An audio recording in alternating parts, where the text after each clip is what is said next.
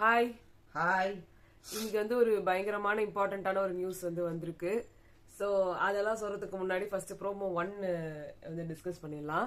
Promo 1ல வந்து பாத்தீங்கன்னா ஜாக்லினை வந்து நம்ம விஜய் சார் வந்து ரோஸ்ட் பண்ற மாதிரி ஒரு ப்ரோமோ. அதுல வந்து ஃபர்ஸ்ட் தீபக் வந்து நீங்க சொன்னது ஓகே, சத்யா என்ன பண்ணாரு அப்படின்ற மாதிரி சொன்னாங்க. அது ஒரு பக்கம் இருக்கட்டும். ஃபர்ஸ்ட் நம்ம இதை அனலைஸ் பண்ணிடுவோம். தீபக் வந்து கை உள்ள இது என்னது, கட்டுறது கையளவு கல்லாதது உலகளவு அப்படின்னு சொல்லும் போது பர்சனல் அட்டாக்கா தான் அவர் சொன்னாரு. அதுக்கு வந்து திருப்பி அடுத்த நாள் வந்து ஜாக்லின் திருப்பி கொடுத்தாங்க.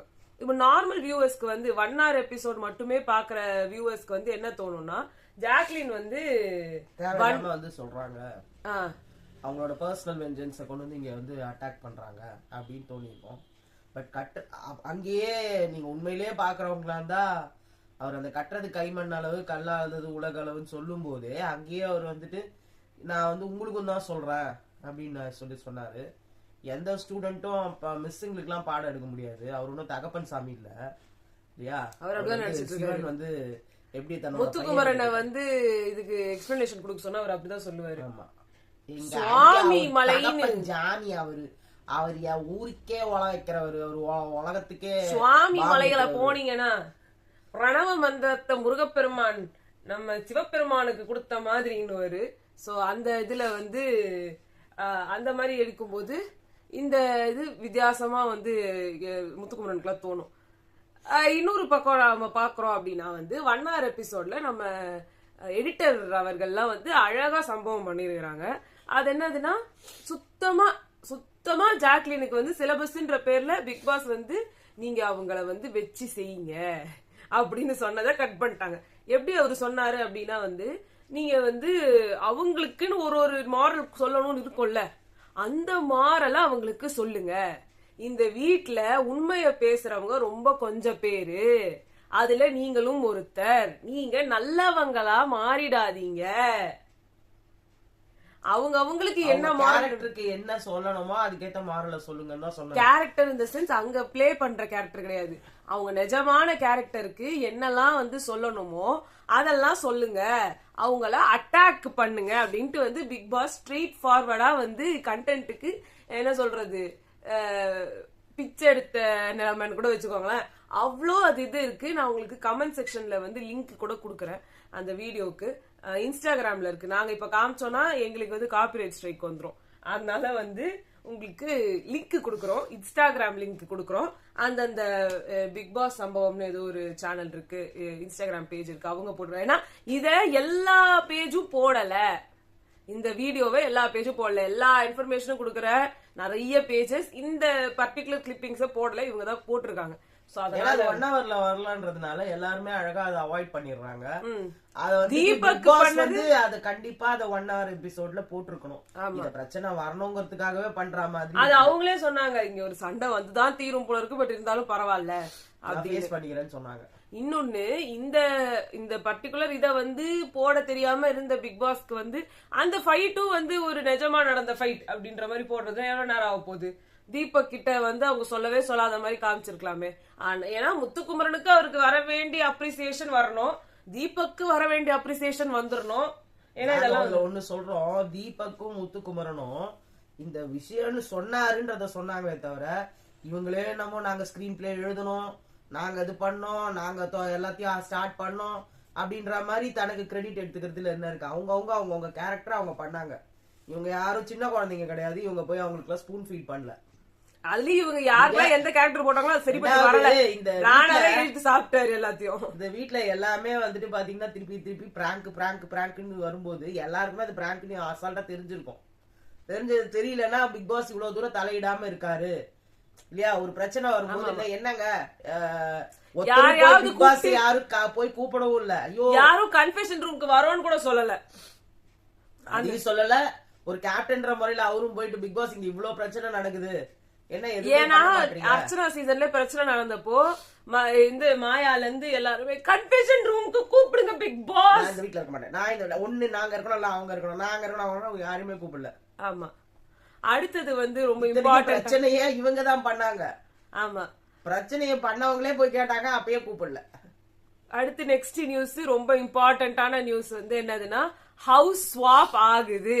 இத நாங்க எத்தனையோ தடவை திருப்பி திருப்பி திருப்பி கேட்டிருப்போம். ஹவுஸ் வந்து எப்போ ஸ்வாப் ஆகுது, அவங்க இந்த பக்கம் வந்தாதான் இவங்க என்ன பண்ணாங்கன்றது அவங்களுக்கு புரியும் அப்படின்னு.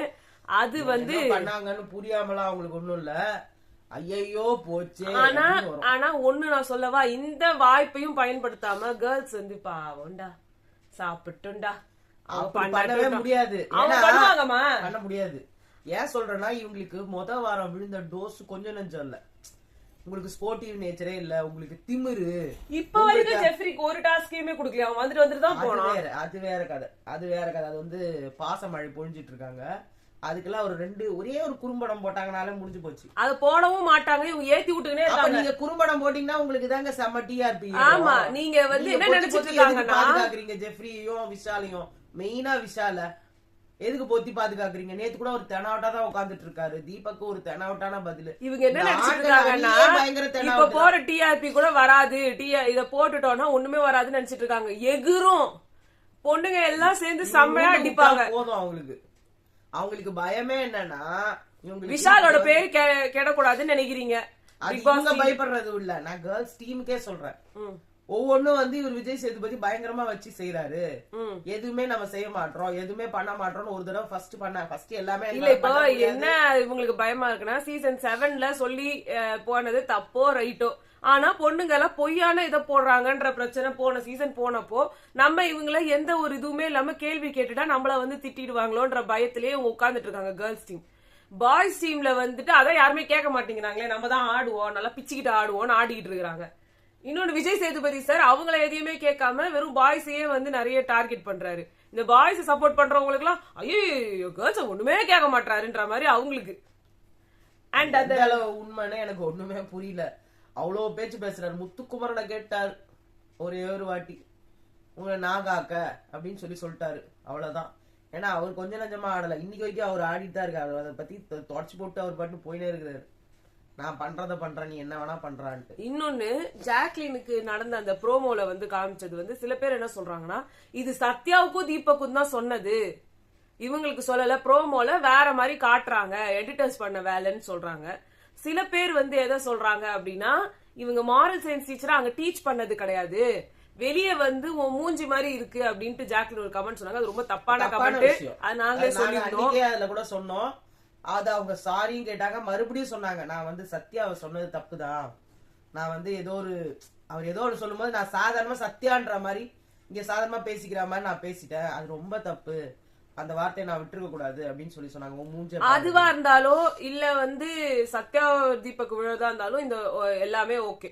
இது ஜாக்லினுக்கு வந்து சும்மாவே அந்த மாரல் சயின்ஸ் டீச்சரா அவங்க பேசுறதுக்காக விட்டாங்கன்னா இவங்களே டாஸ்க கொடுத்து இவங்களே பேச வைக்கிறதுன்றது ஒரு கேவலமான விஷயம். வந்து நம்ம ஃபன் அண்ட் ஃப்ராலிக் திக்கு முக்கு ஆட சொன்னாங்க அப்படின்னாருல.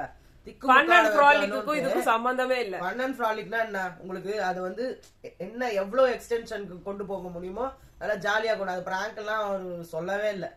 ஜாலியா கொண்டு போங்கன்னா இவங்களுக்கு ஜாலின்னா தெரியாது. இவங்களுக்கு எப்ப பாரு பார்த்தனா பொம்பளைங்களை டார்கெட் பண்ணணும், ஓகேங்களா? இவங்களுக்கு பேச்சே அதான்.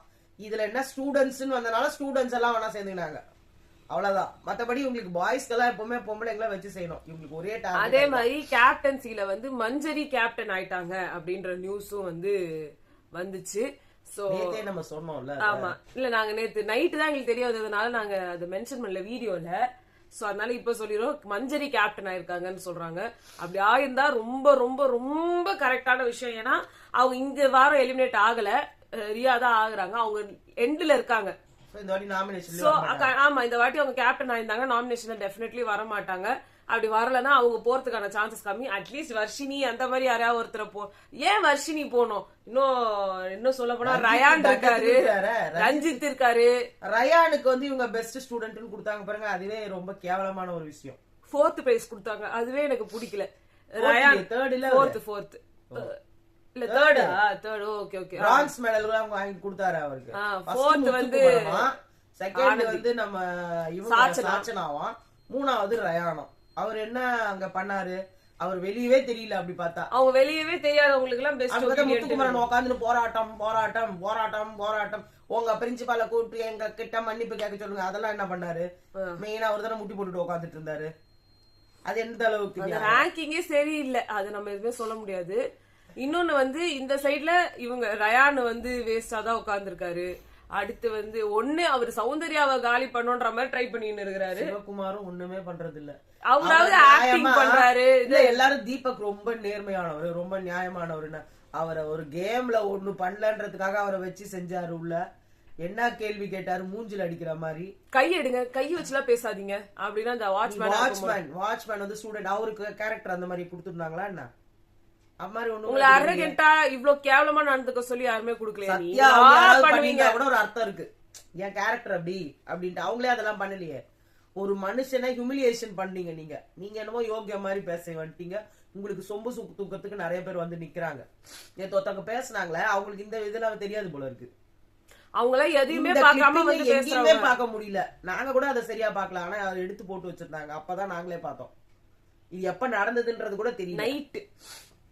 நைட்டு நடந்திருக்கு நிறைய விஷயங்க. 24 ஹவர்ஸ்னா 24 ஹவர்ஸ் எல்லாரும் உட்கார்ந்து பார்க்க முடியாது. 24 ஹவர்ஸ் தான் எடுத்து போடுவாங்க.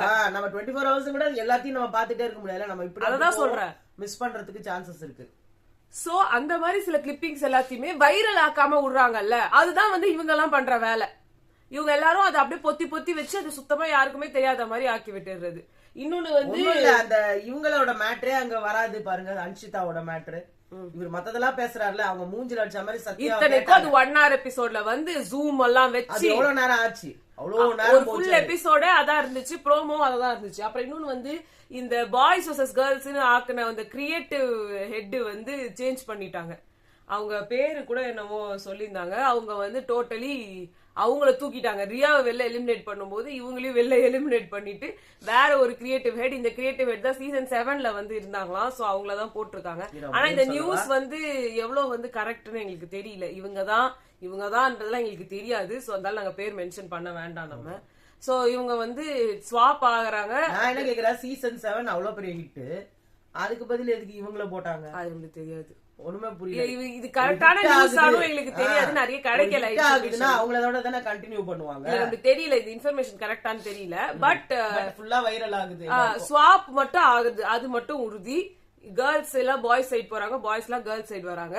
இப்பயாவது இவங்க கிரியேட்டிவா டாஸ்க் கொடுக்குறாங்களா? நீங்க எப்படி ஒண்ணு அப்படி ஒண்ணு பண்ணணும், இல்லன்னா வந்து நீங்களாம் எங்களை எப்படி வச்சு செஞ்சுக்க தெரியுமா, அதை நான் காட்டவா அப்படின்ற மாதிரி ஒரு ட்ரெய்லராவது காட்டணும்னு நாங்க நினைக்கிறோம். ஆனா கேர்ள்ஸ் வந்துட்டு அப்படியே பரிதாபம் அப்படியே வந்து தாய் பாசம் உள்ள வந்து பண்ணும்போது அவங்களுக்கு மைண்ட் செட் வந்துரும்.